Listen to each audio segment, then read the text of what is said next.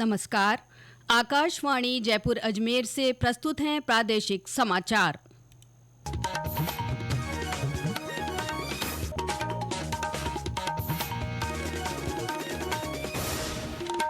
मुख्य समाचार। मुख्यमंत्री भजनलाल शर्मा ने कहा, हरियालो राजस्थान अभियान के तहत इस साल 10 करोड़ पौधे लगाने का लक्ष्य। अब तक 7.5 करोड़ से अधिक पौधे लगाए गए। चुनाव आयोग ने मतदाता सूची तैयार करने में अहम भूमिका निभाने वाले बूथ स्तरीय अधिकारियों बीएलओ का पारिश्रमिक दुगना किया। उप मुख्यमंत्री दिया कुमारी ने कहा, प्रदेश के धार्मिक स्थलों का पर्यटन सर्किट बनाकर विकास किया जाएगा। और राज्य में भारी बारिश के दौर में कमी के बीच जयपुर और भरतपुर संभाग में कुछ स्थानों पर अगले 2-3 दिन में भारी बारिश का पूर्वानुमान।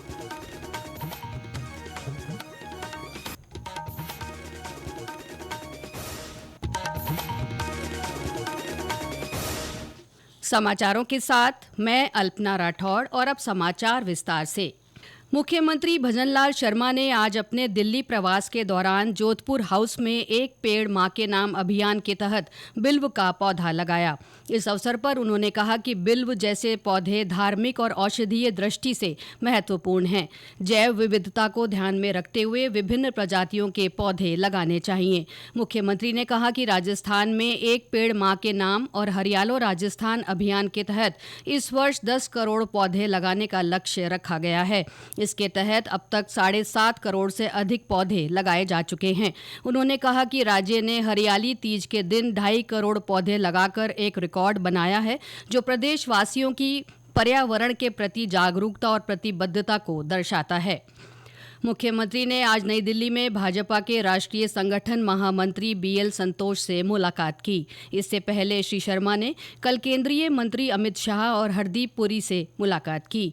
श्री शर्मा ने प्रदेश में किए जा रहे नवाचारों, विकास कार्यों और जनहित योजनाओं की जानकारी दी। हरियालो राजस्थान अभियान के तहत राज्य के विभिन्न स्थानों पर पौधारोपण कार्यक्रम आयोजित हुए। इसी कड़ी में कोटपुतली बहरोड़ के पावटा में पीएम श्री जवाहर नवोदय विद्यालय में एक पेड़ मां के नाम पौधारोपण कार्यक्रम आयोजित किया गया।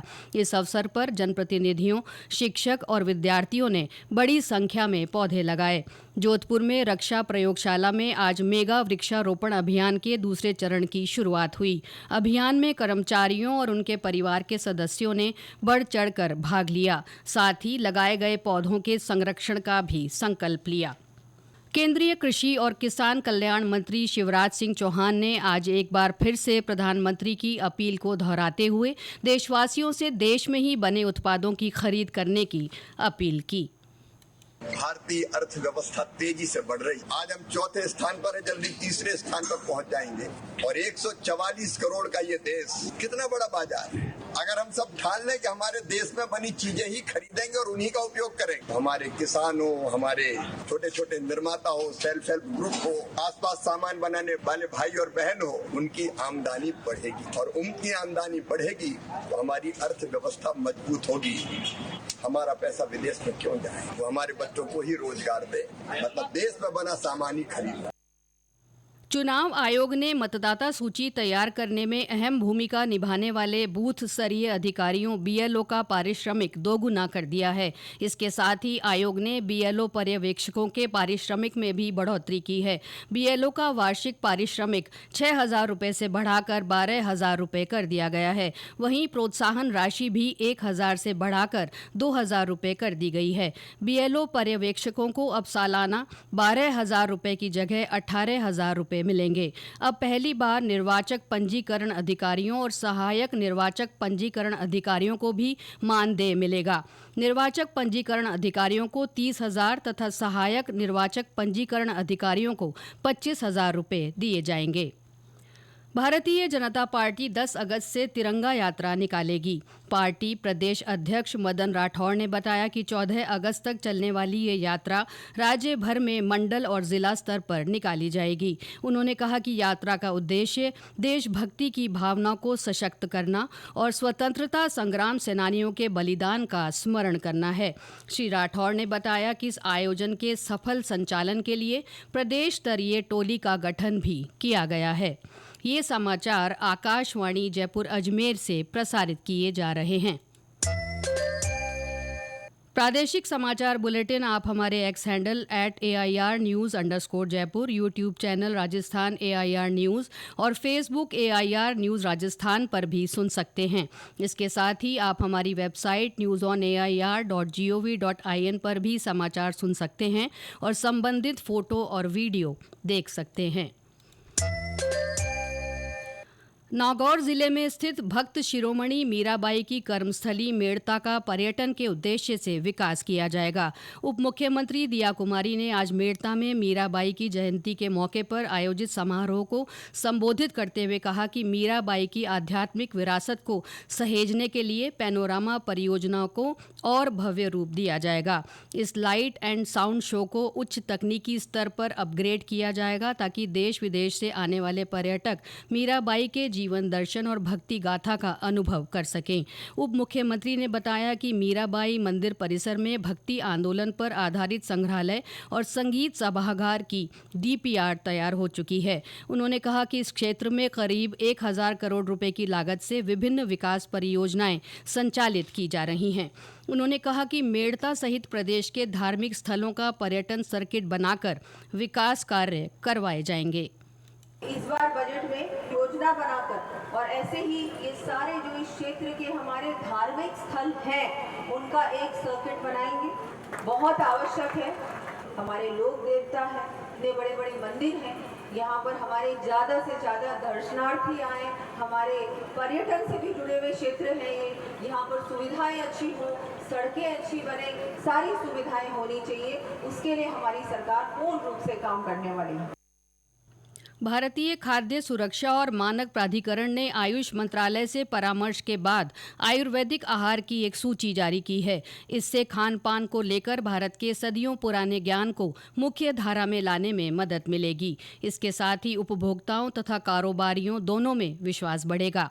इसके अलावा आयुर्वेदिक आहार उत्पाद तैयार करने के लिए कारोबारियों को भरोसेमंद संदर्भ सामग्री भी मिल सकेगी। आयुष राज्य मंत्री प्रताप राव जाधव ने लोगों से स्वास्थ्य लाभ के लिए अपने दैनिक जीवन में आयुर्वेद आहार को शामिल करने का आग्रह किया है। उन्होंने कहा कि आयुर्वेद आहार शरीर को पोषण देने के साथ रोग प्रतिरोधक क्षमता को भी बढ़ाते हैं। और अब मौसम। प्रदेश में भारी बारिश का दौर थोड़ा धीमा पड़ा है। आज भी राज्य के विभिन्न स्थानों पर हल्की से मध्यम बारिश दर्ज की गई। बारां, सवाई माधोपुर, डीग, बांसवाड़ा और सिरोही में बरसात हुई। भरतपुर में सुबह से रुक रुक कर बारिश का दौर जारी रहा। हमारे संवाददाता ने बताया कि पिछले दिनों से हो रही बरसात से आम जनजीवन पर असर पड़ा है। भरतपुर में आज सुबह से ही आसमान में घनघोर घटाएं छाई रहीं और फिर देखते ही देखते जोरदार बरसात शुरू हो गई। सुबह से शुरू हुआ बरसात का दौर शाम तक रुक रुक कर जारी रहा। बरसात होने से जगह जगह जलभराव की स्थिति बन गई और आमजन का आवागमन बाधित हो गया। भरतपुर जिले में लगातार हो रही बरसात से बयाना के अजानबान क्षेत्र के कई गाँव की फसलें खराब होने के कगार पर पहुँच गई है, तो वहीं गाँव का रास्ता भी सड़क मार्ग से कट गया है। जिला प्रशासन द्वारा नदी नालों व जलभराव क्षेत्र से आमजन को दूरी बनाए रखने के लिए मुनादी कराई जा रही है। शिव कुमार वशिष्ठ, आकाशवाणी समाचार, भरतपुर। मौसम केंद्र जयपुर के निदेशक राधेश्याम शर्मा ने बताया कि आगामी दिनों में बारिश की गतिविधियों में थोड़ी कमी आने की संभावना है। मानसून ट्रफ लाइन अपने सामान्य से उत्तर की ओर शिफ्ट होने से अधिकांश भागों में पश्चिमी राजस्थान के ज्यादातर इलाकों में बारिश की गतिविधियों में कमी रहेगी। केवल कुछ स्थानों पर हल्की बारिश की संभावना है। वहीं पूर्वी राजस्थान के ज्यादातर इलाकों में आंशिक बादल छाए रहने और कहीं कहीं हल्की मध्यम बारिश होने की संभावना है। इसके अलावा उत्तर पूर्वी राजस्थान यानी भरतपुर संभाग और आसपास के क्षेत्रों में अगले 2-3 दिन थंडरस्टॉर्म के साथ हल्के से मध्यम तो कहीं कहीं तेज बारिश भी होने की संभावना है। विभाग के अनुसार आगामी 5-6 दिन पश्चिमी राजस्थान में केवल कुछ स्थानों पर ही हल्की बारिश होने और अधिकांश भागों में मौसम शुष्क रहने के आसार हैं। वहीं आज 9 जिलों में बारिश का येलो अलर्ट जारी किया गया है। इनमें सीकर, झुंझुनू, जयपुर, अलवर, भरतपुर, करौली, धौलपुर, दौसा और सवाई माधोपुर जिले शामिल हैं। अलवर में 5 अगस्त से सेना भर्ती रैली आयोजित की जाएगी। 20 अगस्त तक चलने वाली इस रैली में अलवर, खैरथल, तिजारा, भरतपुर, डीग, धौलपुर और कोटपुतली, बहरौर जिलों के युवा भाग ले सकेंगे। जनसंपर्क अधिकारी लेफ्टिनेंट कर्नल निखिल धवन ने बताया कि रैली में भाग लेने वाले अभ्यर्थियों का चयन अग्निवीर की विभिन्न श्रेणियों के लिए किया जाएगा। पाली जिले की रानी पंचायत समिति परिसर में 7 दिवसीय आकांक्षा हाट बाजार का आयोजन किया जा रहा है। इसका उद्देश्य स्थानीय उत्पादों को बाजार उपलब्ध कराना और महिला समूहों को आर्थिक रूप से सशक्त बनाना है। इनमें राजीविका महिला स्वयं सहायता समूहों की ओर से तैयार की गई राखियां, सोजत की मेहंदी, शहद, मसाले और घरेलू सामग्री शामिल है। प्रदेश में आज अलग अलग हादसों में मां बेटे सहित 3 लोगों की मृत्यु हो गई। श्रीगंगानगर जिले के श्रीकरणपुर क्षेत्र में डिग्गी में डूबने से मां बेटे की मौत हो गई। पुलिस के अनुसार पुत्र को पानी में डूबने से बचाने के प्रयास में महिला भी पानी में डूब गई। उधर पाली में दशा माता की मूर्ति के विसर्जन कार्यक्रम के दौरान पैर फिसलकर नाड़ी में डूबने से एक युवक की मौत हो गई। जयपुर के जवाहर कला केंद्र में चल रहे मेघ उत्सव के दूसरे दिन आज विश्व विख्यात लोक गायक मूर लाला मारवाड़ा की कबीर और सूफी गायन की प्रस्तुति होगी। इससे पहले कल उत्सव की शुरुआत के मौके पर अदनान खान और उनके साथी कलाकारों ने राग मेघ और राग मल्हार जैसे मानसूनी रागों को फ्यूजन शैली में प्रस्तुत किया। इसके बाद प्रसिद्ध भरतनाट्यम नृत्यांगना कनक सुधाकर और उनकी टीम ने त्रिदेवी प्रस्तुति के जरिए नारी के सशक्त स्वरूप पर आधारित नृत्य नाटिका प्रस्तुत की। और अंत में मुख्य समाचार एक बार फिर। मुख्यमंत्री भजनलाल शर्मा ने कहा, हरियालो राजस्थान अभियान के तहत इस साल 10 करोड़ पौधे लगाने का लक्ष्य। अब तक 7.5 करोड़ से अधिक पौधे लगाए गए। चुनाव आयोग ने मतदाता सूची तैयार करने में अहम भूमिका निभाने वाले बूथ स्तरीय अधिकारियों BLO का पारिश्रमिक दोगुना किया।